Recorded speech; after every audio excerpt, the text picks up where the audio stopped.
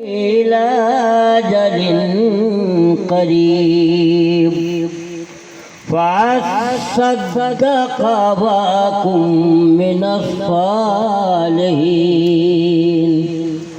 ولن يؤخر الله نفسا إذا جاء أجلها والله خبير بما تعملون صدق الله مولانا العظيم.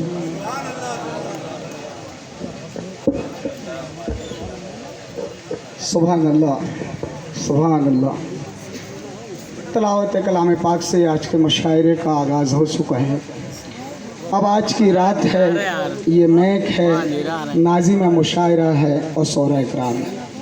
دوستو، ہم ارشاد انجم صاحب تک پہنچے، انہیں دعوت سخن دے.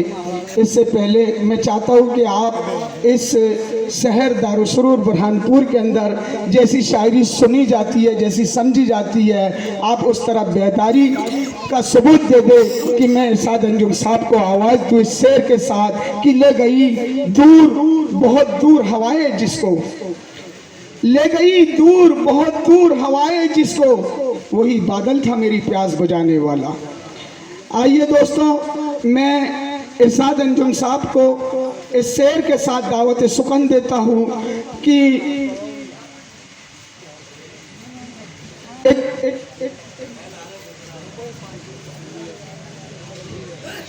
لے گئی دور بہت دور ہوائیں جس کو، وہی بادل تھا میری پیاس بجھانے والا. میں ارشاد انجم صاحب سے گزارش کرتا ہوں کہ وہ برائے کرم آئے اور آج کے مشاعرے کے نظامت کے فرائض کو انجام دے. ارشاد انجم صاحب مالکوں سے جو ہمارے درمیان حاضر ہوئے.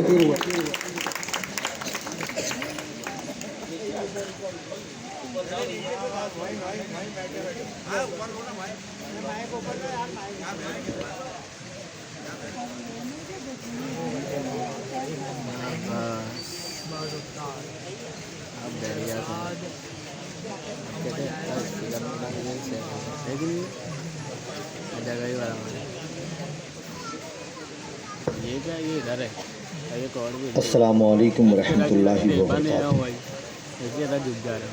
سب سے پہلے تو آج کی اس محفل کے صدر علی وقار علی جناب منوج جی تاروالا صاحب یہاں تشریف فرمائے. میں ان سے اجازت چاہتا ہوں اپنی گفتگو کے آغاز کے لیے.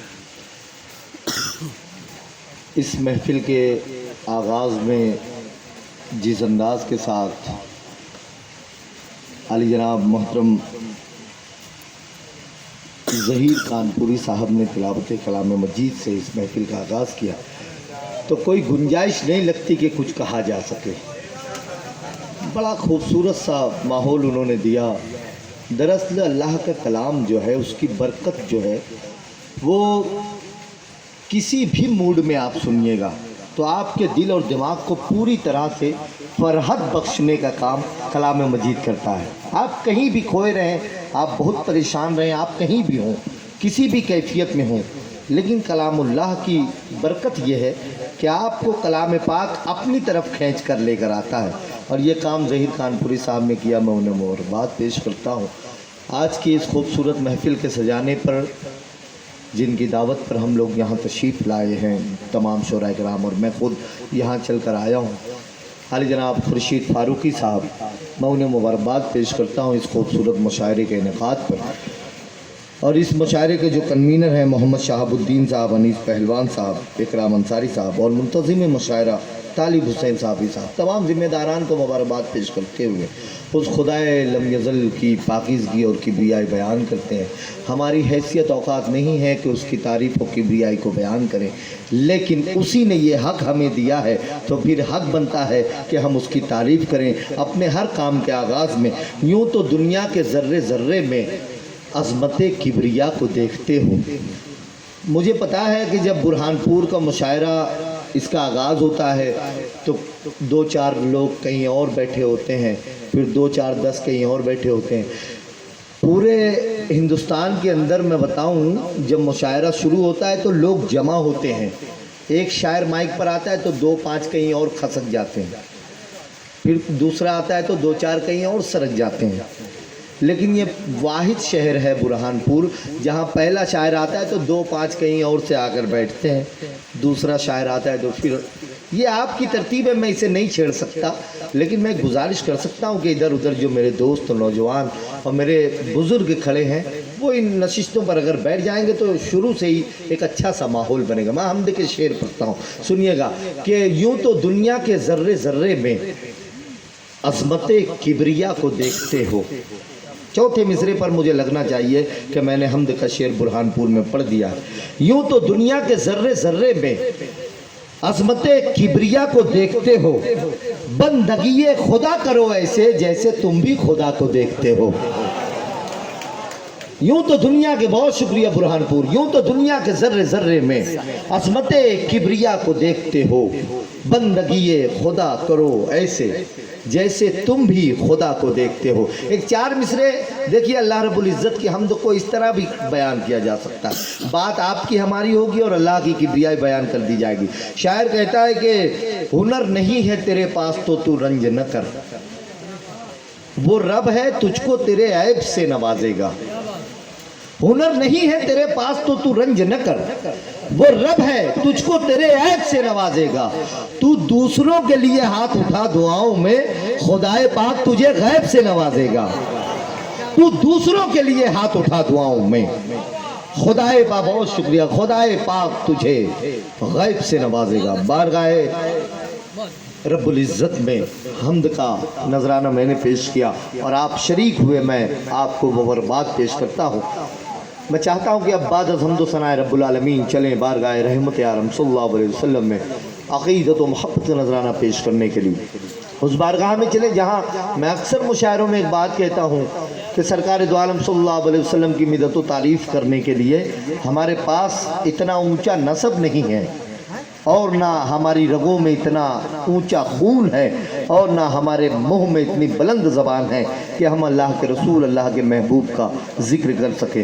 لیکن اللہ کے رسول صلی اللہ علیہ وسلم نے صحابہ کرام کے ذریعے آنے والی تمام نسلوں کو، آنے والے تمام امتیوں کو اللہ کے رسول صلی اللہ علیہ وسلم نے یہ حق دیا ہے کہ ہم ان کا ذکر کر سکیں، ان کی تعریف و توصیف کر سکیں۔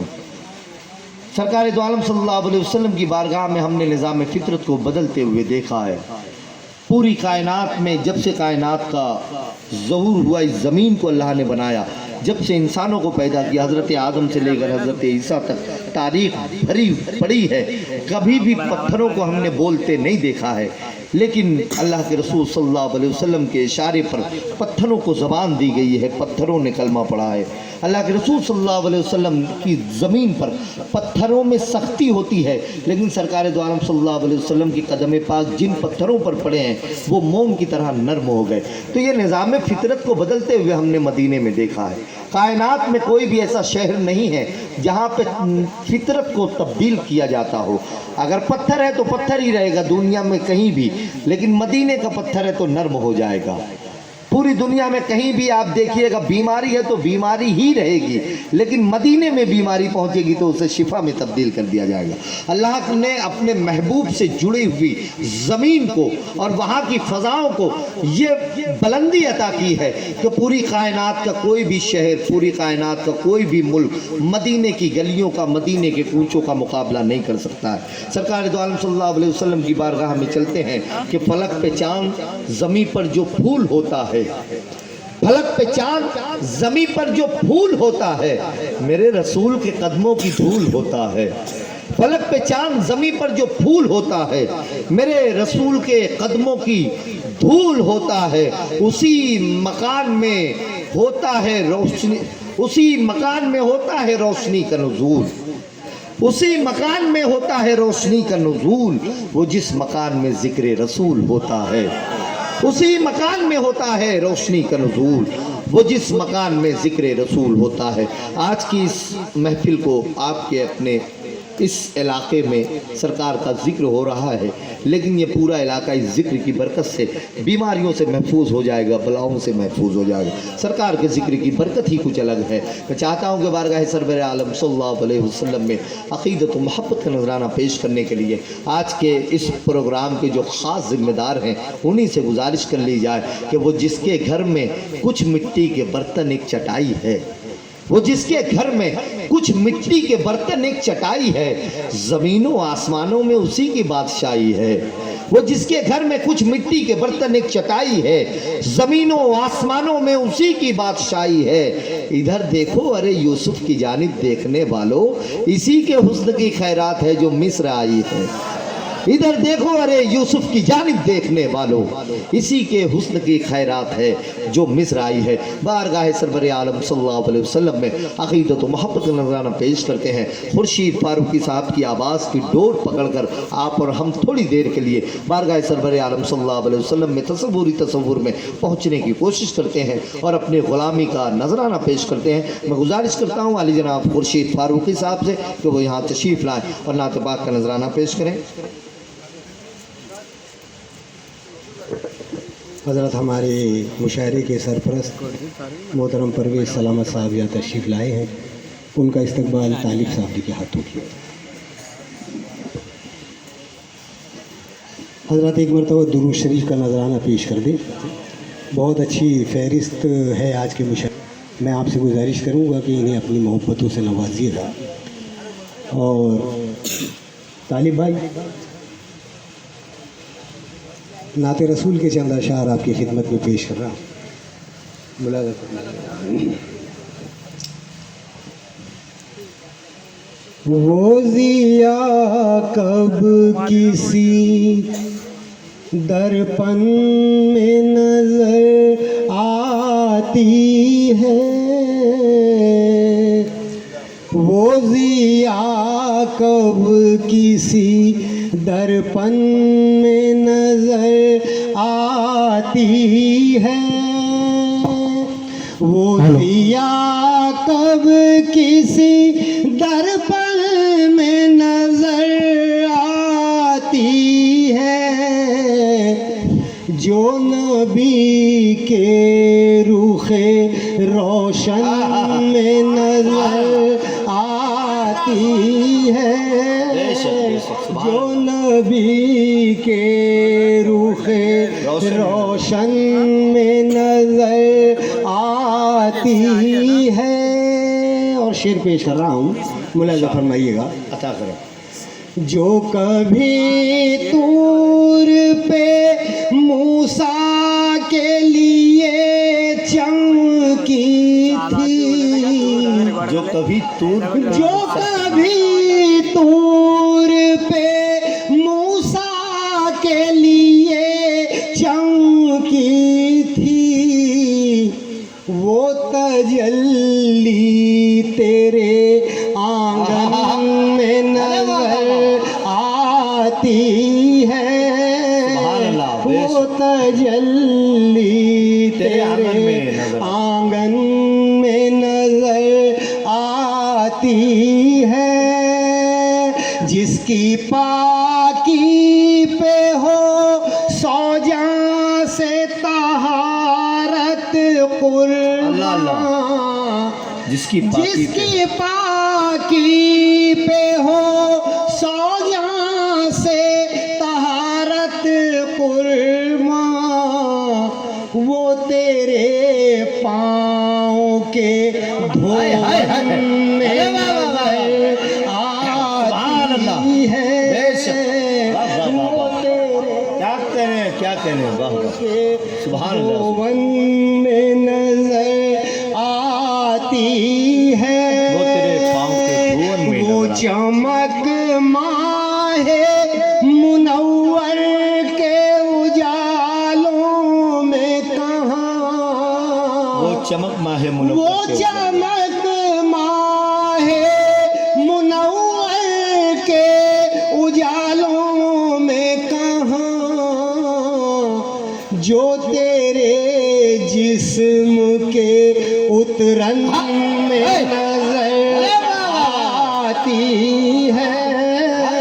سبحان اللہ سبحان اللہ، واہ ارے کیا کہنے خورشید صاحب، واہ واہ واہ واہ، پھر پڑھیں۔ وہ چمک ماہ منور کے اجالوں میں کہاں، جو تیرے جسم کے اترن میں نظر آتی शेर भी पेश कर रहा हूँ। बुरहानपुर के बाज़ौक़ सामईन की नज़र कर रहा हूँ ये शेर, बतौर ख़ास तवज्जो चाहूँगा।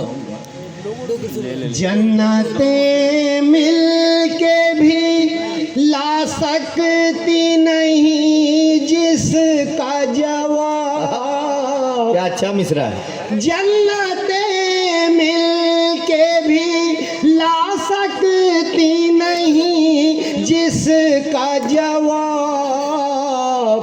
वो बहार आपके गुलशन में आती है, वो बहार आपके। और ये आखिरी शेर पेश कर रहा हूँ मुलायम। सुभान अल्लाह, क्या कहना है। हो रवाना दारे अक़दस से हिदायत नामा। हो रवाना दरे हो रवाना दारे अक़दस से हिदायत नामा। तेरी उम्मत बड़ी उलझन में नजर आती है तेरी। और हजरत मक्ता पेश कर रहा हूँ मुलायम। इरशाद। बहुत बहुत शुक्रिया हजरत। वो बुजुर्गी न किसी और ने पाई खुर्शीद। वो बुजुर्गी न किसी वो और। बुजुर्गी न किसी और ने पाई खुर्शीद। जो मेरे आका के बचपन में नजर आती। सुभान अल्लाह, सुभान अल्लाह, वाह वाह वाह वाह। बहुत बहुत शुक्रिया। सुभान अल्लाह, सुभान अल्लाह। बहुत बहुत मुबारकबाद पेश करते हुए जैसा तिलावत कलाम मजीद से रूहानी माहौल बना था इस मुशायरे में, वैसा ही नात पाक से खुर्शीद फारूकी साहब ने एक अजीब कैफियत पैदा की है इस वक्त हम लोगों के दिलो दिमाग पर। हम लोगों के इस मौजूदगी में जिस तरह से उन्होंने बारगाह सरवर आलम सल्लल्लाहु अलैहि वसल्लम में अक़ीदत व मोहब्बत का नजराना पेश किया कि वो चमक माह मुनव्वर के उजालों में कहाँ जो तेरे जिस्म के उतरन में नज़र आती है। जन्नतें मिल के भी ला सकती नहीं इसका जवाब। वो